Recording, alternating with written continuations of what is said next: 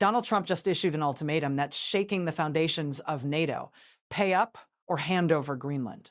That's not hyperbole. That's not political theater. The President of the United States just threatened 8 of America's closest allies with crippling tariffs unless they agree to let him buy Greenland, a territory that emphatically does not want to be sold. But before we dive into this diplomatic earthquake, hit that subscribe button and turn on notifications. This situation is escalating by the hour, and what happens next could reshape the entire Western alliance. Trust me, you don't want to miss a single update on this story. Welcome back. Let's break down what just happened. Trump's statement on Truth Social was stark and stunning. World peace, he claims, hangs in the balance over Greenland. China and Russia both want it. Denmark can't protect it. He mocked them for having 2 dog sleds as their defense force. And then came the accusation that sent shockwaves through European capitals.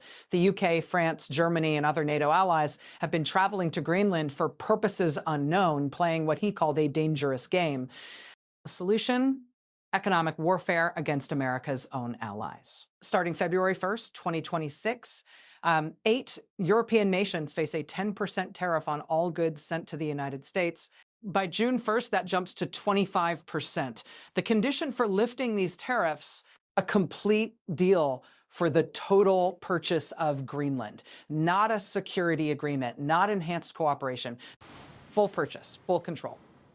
This puts European leaders, especially Britain's Keir Starmer, in an absolutely impossible situation. Starmer has staked everything on building a special relationship with Trump. Phone calls, reassurances, coordination. He's bent over backwards to stay in Trump's good graces. But he's also committed to NATO solidarity and standing with Denmark, one of Britain's closest European allies. Now he has to choose. For weeks, Starmer has been walking this tightrope. When Trump started talking about taking Greenland either through invasion or purchase, Starmer called him repeatedly. He acknowledged the importance of security in the High North. He coordinated with President Macron and Chancellor Scholz of Germany to present a united European front. The message was simple. We'll protect Greenland. You don't need to take it over. Just this week, the UK sent a military officer to Greenland as part of an international NATO reconnaissance exercise. One officer, a symbolic gesture meant to show solidarity without provocation. Trump saw it as a threat. Here's where it gets truly strange. Trump accused these NATO allies of traveling to Greenland for purposes unknown. He claims they're playing a dangerous game. But the purpose wasn't unknown. It was explicitly communicated. The entire point of the NATO exercise was to demonstrate to Trump that Europe is prepared to help defend Greenland, that he doesn't need to seize control to ensure its security. Either Trump wasn't briefed by his own military and intelligence officials, or he's choosing to ignore what they told him. Either scenario is alarming. NATO allies planning joint defense exercises should not be a surprise to the United States. America is the cornerstone of NATO. Coordination is supposed to be automatic. Instead, Trump is treating these exercises as acts of aggression. The tariff threat is no small matter. Britain already faces a 10% tariff on most goods under Trump's initial trade measures. That's already hurting.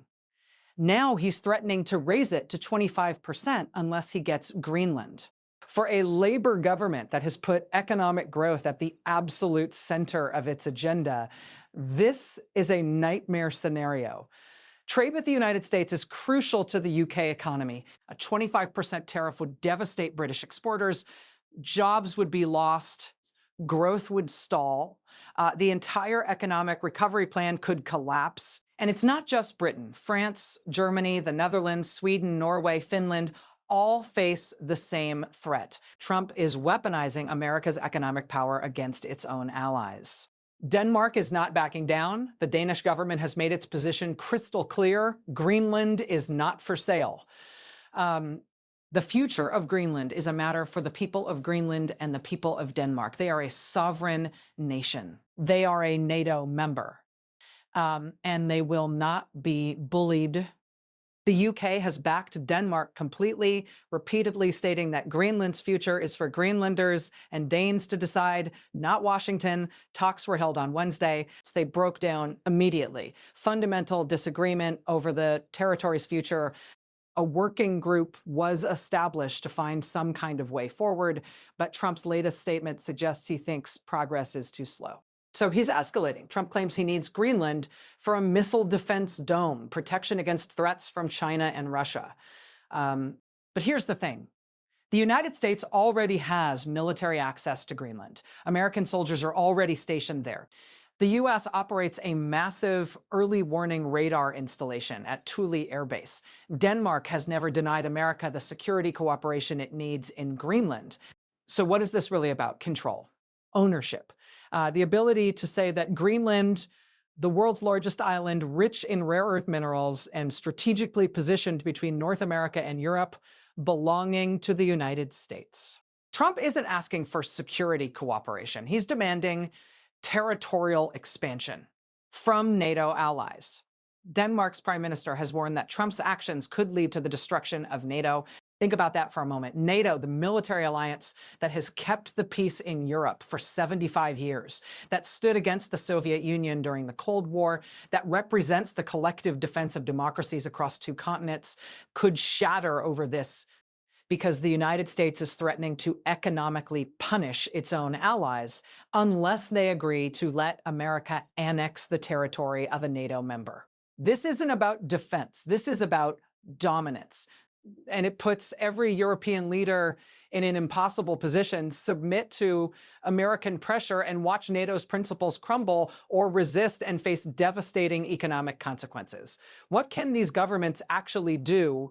Stand up to the United States and watch their economies suffer, accept tariffs that will cost jobs, hurt growth, and anger voters? Or cave to Trump's demands and participate in the dismantling of a fellow democracy's sovereignty? There is no good option here. The UK government keeps saying the future of Greenland is for Greenlanders to decide. But if Trump follows through on these tariffs, how long can they maintain that position when British businesses are hemorrhaging money? France and Germany face the same calculus. These are major economies, but none of them can withstand a prolonged economic confrontation with the United States. Trump knows this. That's why he's using tariffs as a weapon. He's done it before, threatening Mexico over immigration, China over trade, Canada over steel. He brings countries to their knees economically until they give him what he wants. But this time is different. This time he's doing it to America's closest allies. The countries that stood with the US through 2 world wars, the nations that form the backbone of Western security. Lost in all of this is the voice that should matter most: Greenland itself. Greenlanders have made their position clear. They do not want to be sold. They do not want to become American territory. Greenland is a semi-autonomous territory of Denmark with its own government and the right to self-determination. The people who actually live there have agency. They have rights. But in Trump's calculus, that doesn't seem to matter. He's treating Greenland like a piece of property to be bought and sold between great powers, as if the 57,000 people who live there are irrelevant to the decision.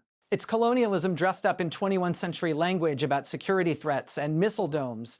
The rest of the world is watching this with a mixture of shock and calculation. China and Russia, the very countries Trump claims to be defending against, are absolutely delighted. They're watching America threaten its own allies, watching NATO fracture from within. They couldn't ask for a better outcome. Every hour that this crisis continues, the Western alliance looks weaker. The bonds of trust that took decades to build are fraying in real time. And for what? A piece of territory that America already has military access to. A symbolic victory that could cost the United States its entire network of alliances.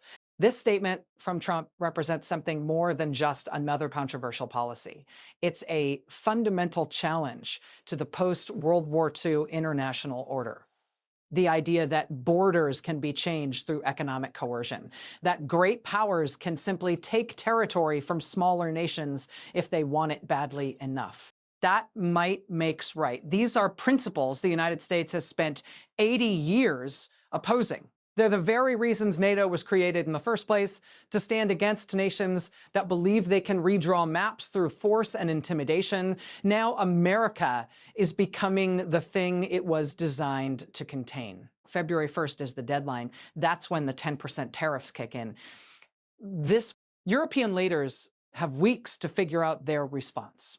Do they mount a coordinated resistance, impose retaliatory tariffs on American goods, appeal to international bodies? Or do they try to negotiate with Trump, hoping to find some face-saving compromise that lets everyone back away from the brink? The problem is Trump has painted himself into a corner too. He's made this public. He's issued an ultimatum.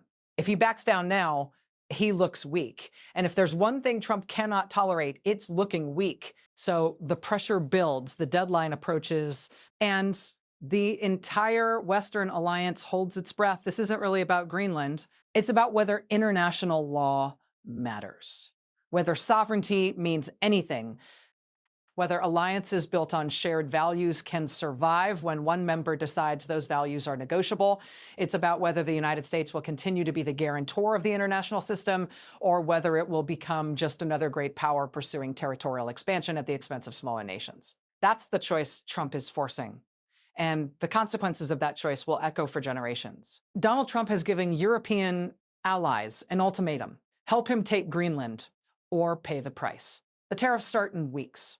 The crisis is accelerating, and the entire foundation of the Western alliance, the partnerships that have kept the peace for 3 generations, hangs in the balance. This is not normal diplomacy. This is not standard negotiating tactics. This is a sitting American president threatening his own allies with economic warfare unless they help him annex the territory of a NATO member. The question now is simple: what will they do about it? Subscribe and stay tuned. This situation is moving fast, and the decisions made in the coming weeks will reshape the global order for decades to come. You won't want to miss what happens next.